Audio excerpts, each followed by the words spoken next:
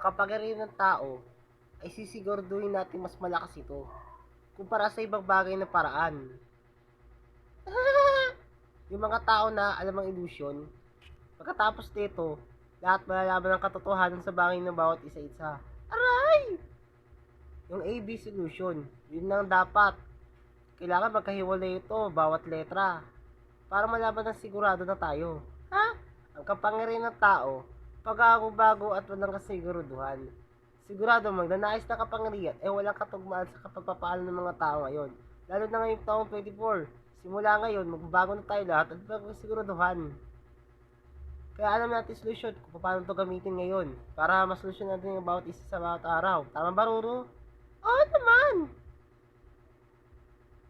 Ang mga tulad kong nilalang! Global fighting.